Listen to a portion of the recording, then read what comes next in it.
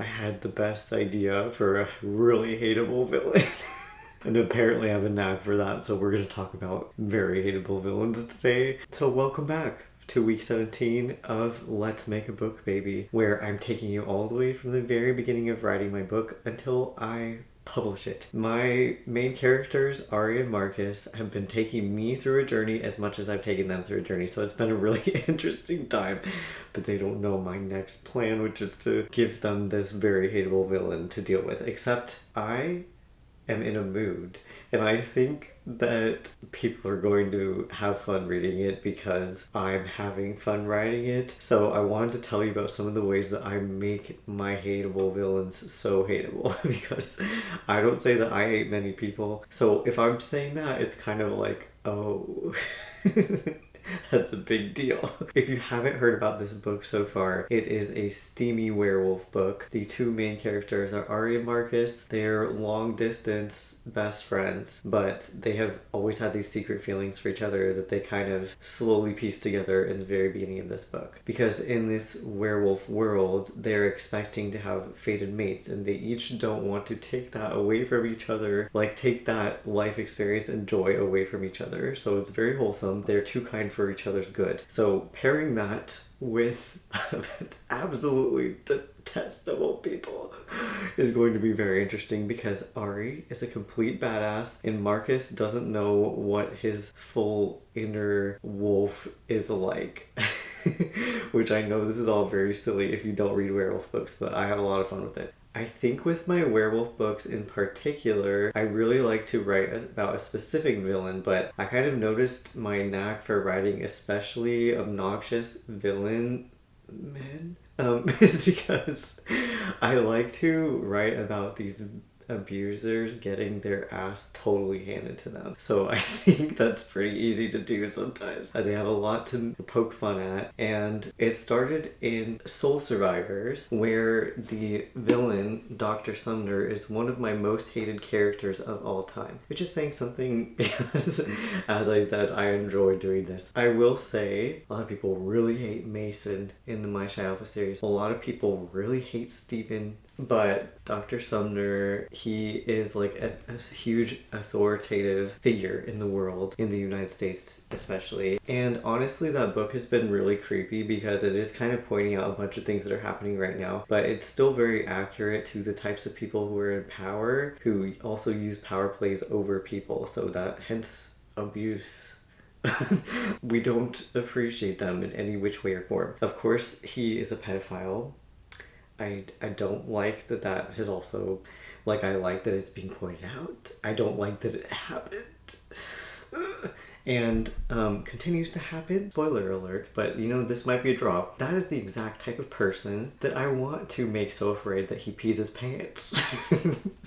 So, this is why I think I write exceptionally hateable villains. If you didn't understand a word I said, I think that's why we like to hate these villains. But this book is similar to My Shy Alpha. So if you hadn't read the My Shy Alpha series, you don't have to read Ari and Marcus's book. And I'm pretty deep into that now, and it's going to be a series. So I do have to set up like some main conflicts that are going to be solved throughout the books, however many I end up writing. I'm thinking 3 maybe, but I'm going to aim for 2 and see what happens. So by the end of book 1, which where I'm at right now, I'm going to have to write and introduce some of these concepts, including a person. I don't know if he will be the big bad, quote unquote, but he's going to be annoying and a major problem. It really inspired me this week to write, which is really funny. Like, it's funny to have a villain inspire you to write them, especially when they're such like trashy, terrible behavior type of people. But in the My Shy Alpha series, I really like to hone in on, actually it's apparently home in, according to my editor's research, and we both think that sounds weird, but anyway, I really like to focus in on, since like werewolf books and Omegaverse in particular point out misogyny, it's a really good chance to point out misogynistic people and groups of people, including people like incels. So these alpha domination people are kind of like a mix between white supremacists and incels, which, let's be honest, they're probably the same people.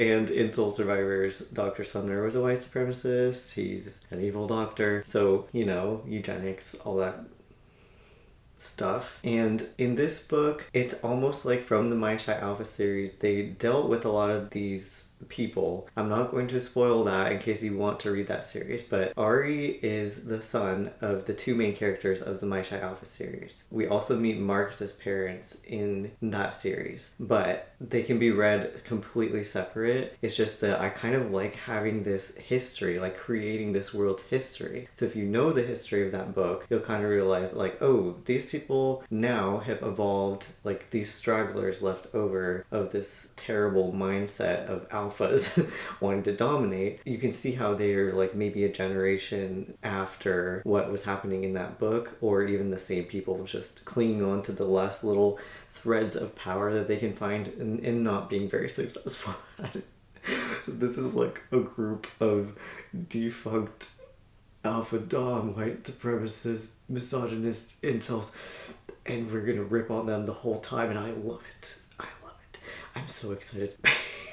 I have to be very careful because this is at the end of book 1 and I don't know how much I want to spoil. So if you don't want any further information than this, that's already kind of a bit of a spoiler, make sure to skip to this portion of the video because I'm going to give you a little more, but I am not going to spoil the ending of the book. So they come across this guy and he is seeming to be in a group of werewolves, like in a pack that has very different ideas of what it means to be a pack and be a society.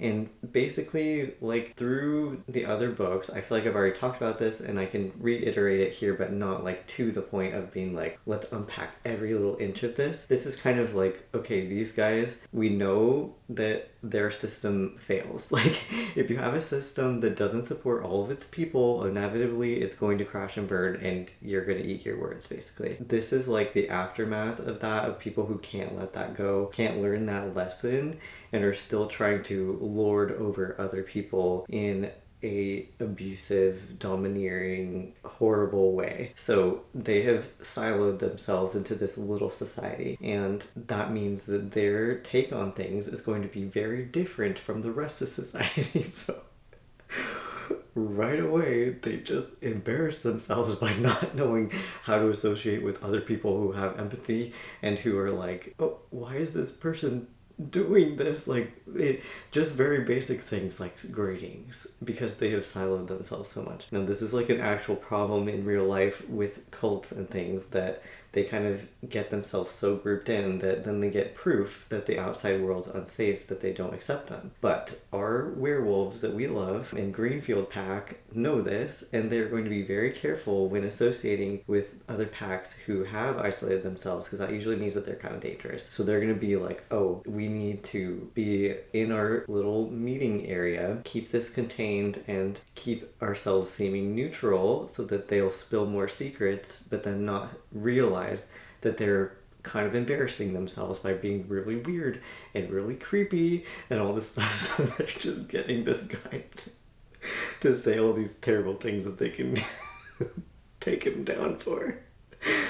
So anyway, I'm having a blast. I can't tell you more. It's too big of a spoiler. Like even that is just too big of a spoiler. But I will say that this is getting me excited, and I think that's a really good sign when even the villains get you excited about a book, that I can manage this whole series. And I even have a small idea for a spin-off series with Ari's younger sister, because in my mind, I just have this whole idea play out that I think would be a short novella, and that would be really fun to highlight Ari's youngest sister, because she's so much fun. She has like so much energy. She's goofy, but she's also powerful, like Ari's family is, like physically, even though they're like kind of reserved or smaller people, they have like a lot of, their wolves are really strong.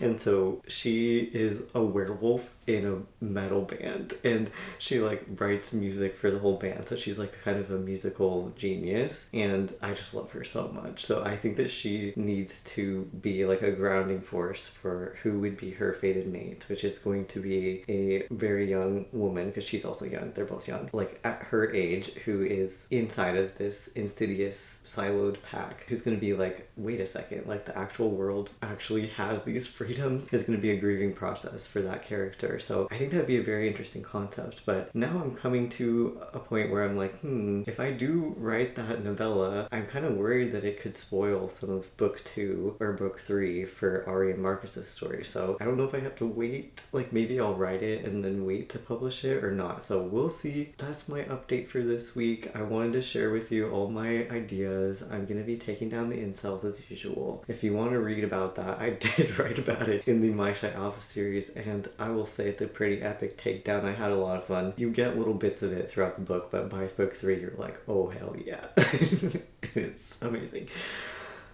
But anyway, I hope that you're staying safe out there. I know that these topics are very serious. I have like personal connections to them, but a lot of people do. So many people experience misogyny, and I grew up, like I'm a trans guy, so I grew up understanding that in a different way. I understand what it was like to be a woman, and then I was like, this doesn't quite fit me. So it's extra infuriating that this misogyny is happening because it doesn't even apply to me in my heart. I think that's why I gravitate towards this, because I've just seen how that type of abusive behavior, manipulation, all that stuff can impact things, and how it ties into so many other issues in our life. So I think that's why it's like such an interest to write about in fiction for me, because it feels like a safer way to unpack that. I hope the fiction does that for you, or any book you read, maybe even nonfiction, because it's kind of separated. I think that's what's amazing about stories. So I'm looking forward to sharing more about that with you. I wanted to give a quick heads up that in about 2 weeks from now, we are doing the Love for Trans Team campaign. And this year we are supporting Trans Lifeline, which is a safe hotline for the trans community with a bunch of different resources and even some mutual aid to support people, because the trans community is unfortunately one of the most impoverished communities. I started this group of creators with my friend June at Impulsive June on Twitch, at Impulsive Clover on Instagram. We are supporting the trans community every year around Trans Day of Visibility. This year we're doing it like the week beforehand, so it ends on Trans Day of Visibility, and we're gonna do a bunch of Twitch streams, like live streams, and they're gonna be really fun. There's different rewards you can get from us, like a handwritten note from me if you want something like that in exchange for your donation. So they're just like extra perks that you can get that we are donating, so that we can thank you in some way for your support, because last year we managed to raise over $3,500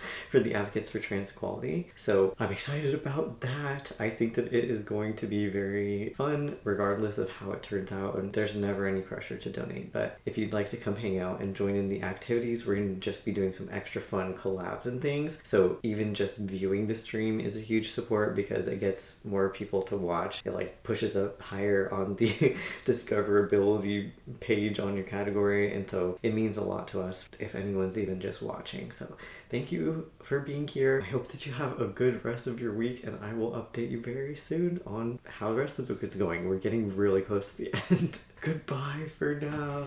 See you.